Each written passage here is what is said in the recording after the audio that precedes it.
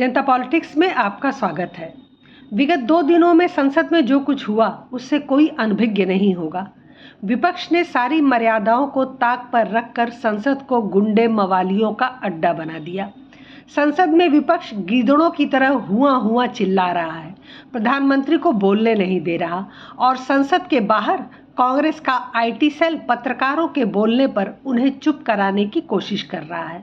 विपक्ष के चिल्ला चिल्ली पर पत्रकार कुछ लिख दें तो सीधा उनकी ट्रोलिंग शुरू हो जा रही है। अगर विपक्ष के नेता राहुल गांधी के बोलते समय इसका आधा भी हल्ला बीजेपी करती तो अब तक कुछ यूट्यूबर्स और रुदाली ब्रिगेड लोकतंत्र और संविधान की दुहाई देकर हल्ला मचा देते।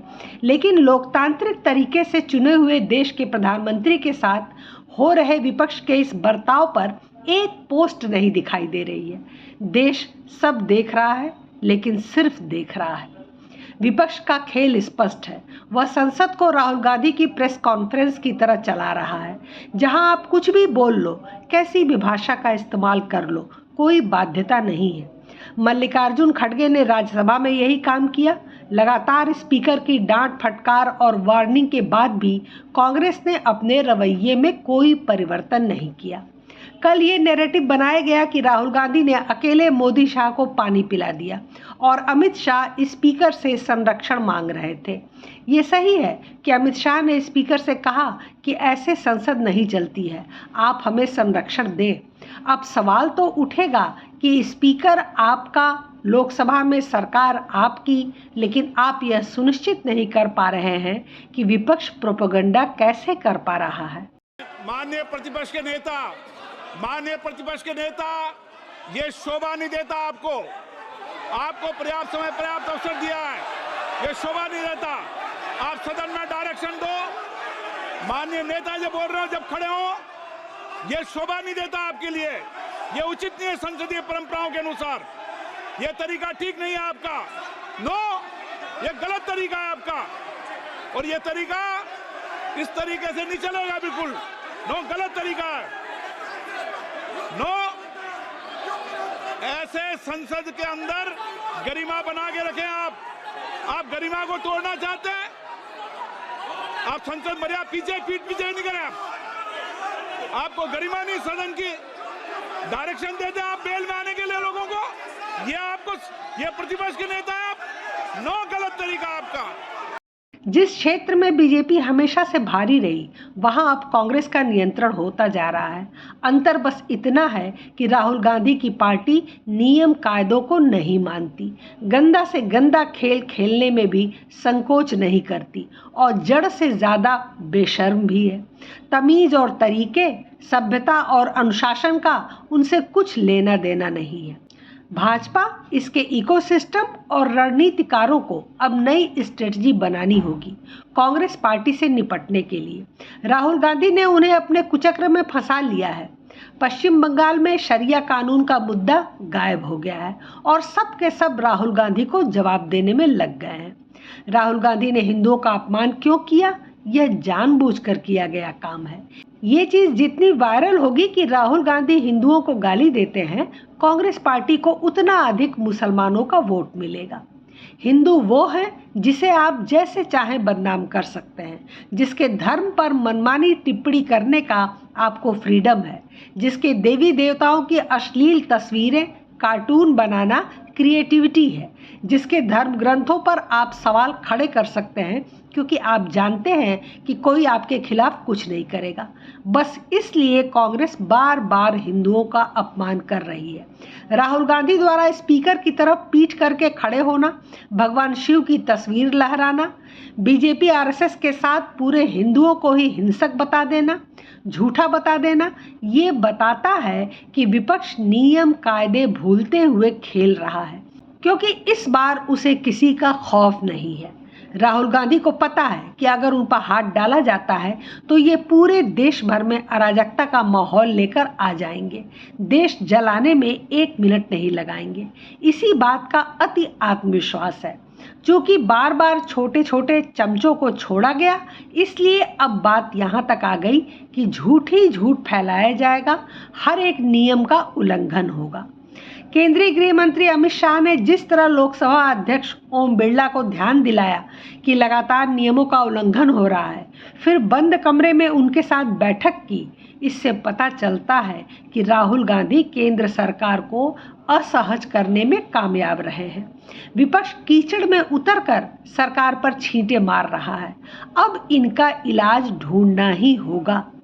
राहुल गांधी ने हिंसा अहिंसा का फर्क समझाने के लिए भगवान शिव की तस्वीर लहरा दी, गुरु नानक की तस्वीर लहरा दी, जीसस क्राइस्ट की तस्वीर भी लहरा दी। लेकिन एक और मजहब है देश में जिसकी तस्वीर वो नहीं लहरा पाए। यही बताता है कि कौन हिंसक है, कौन अहिंसक है। डर सबको लगता है, गला सबका सूखता है।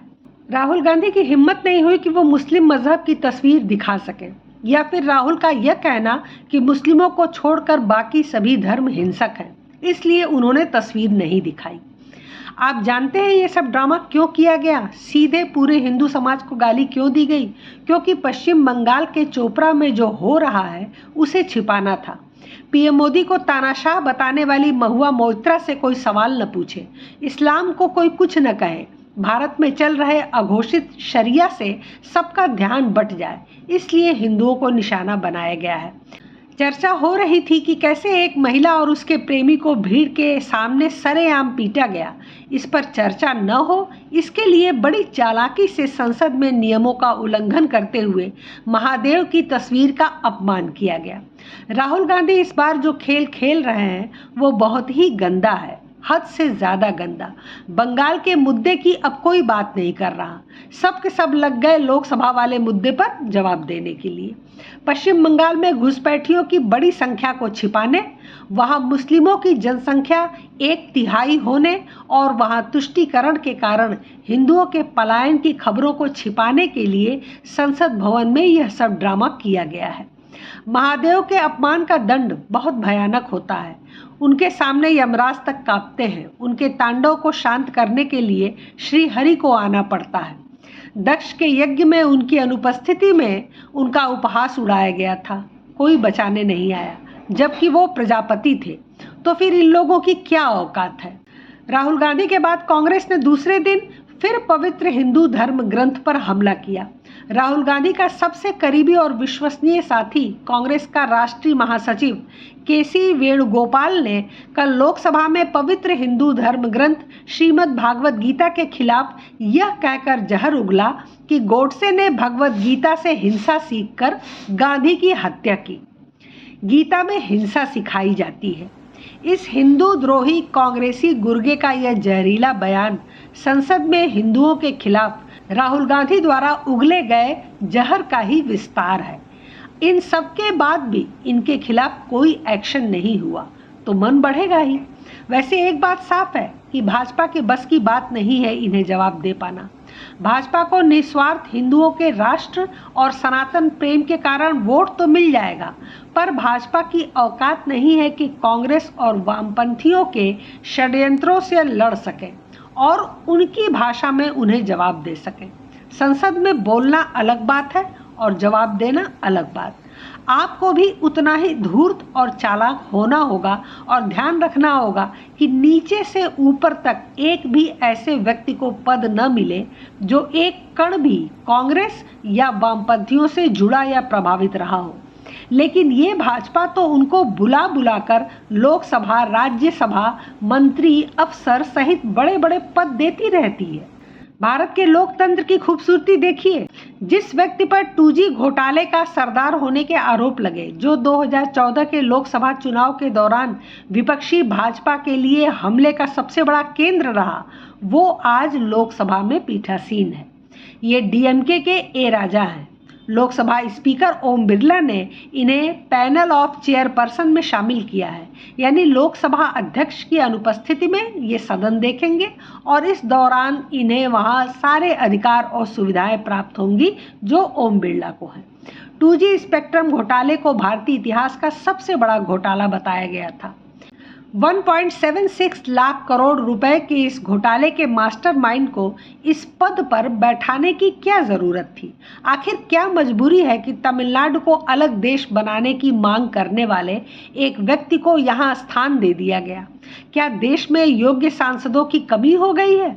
यही है भाजपा की लचर और रीढ़ विहीन नीतियां, जिनका खामियाजा आज हिंदू भुगत रहे हैं और आने वाले बहुत वर्षों तक भुगतते रहेंगे। इसी वजह से जब संसद में इनकी खिंचाई होती है तो बिल्कुल बुरा नहीं लगता।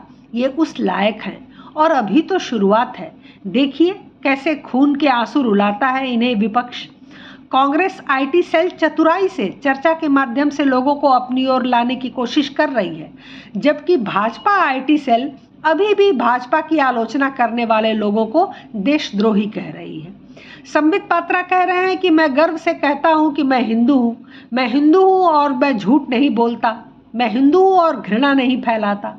समझ में नहीं आता है कि जब आप चारों तरफ से हिंसा से घिर जाएं, हिंसकों के बीच में फंस जाएं, तब बिना हिंसा के उस चक्रव्यूह के बाहर कैसे निकलेंगे महोदय? यदि आपको अपना अस्तित्व बचा के रखना है तो आपको हिंसा करनी ही होगी।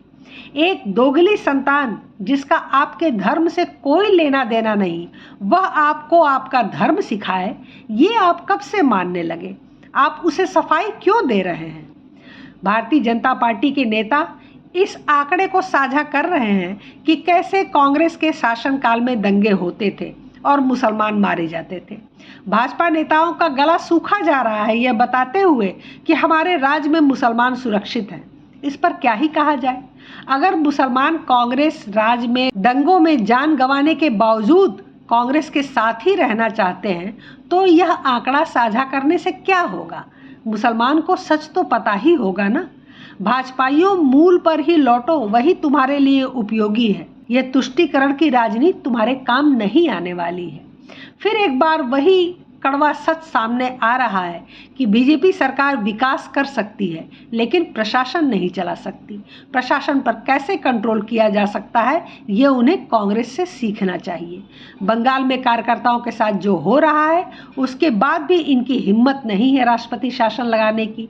कभी कोर्ट, कभी चुनी हुई सरकार की दुहाई देकर अपने लोगों को मरने दे रहे हैं। बंगाल के राज्यपाल का एक बड़ा बयान आया जिसे हर किसी को सुनना चाहिए। उन्होंने कहा कि लगता है नरक खाली हो गया है, नरक के सारे शैतान बंगाल आ गए हैं और अपने मज़े के लिए कोई किसी को भी मारने लग जा रहा है। अब इससे ज़्यादा कानून व्यवस्था पर कोई क्या आईना दिखाएगा?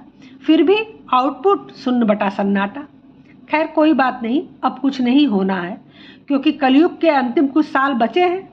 तो मांसाहार बंद कीजिए, राम नाम जपिए और अपने कर्म करते रहिए तथा सेवा भाव से लोगों की मदद करिए क्योंकि यही काम आएगा।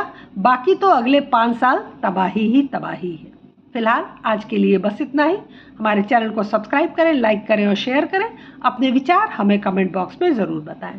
धन्यवाद, नमस्कार। वो खुद 8 बरस का हो गया है लेकिन उसका दिमाग 2-2.5 साल के बच्चे जितना है। जवान होने के बाद भी उसकी मानसिक उम्र कम ही रहेगी।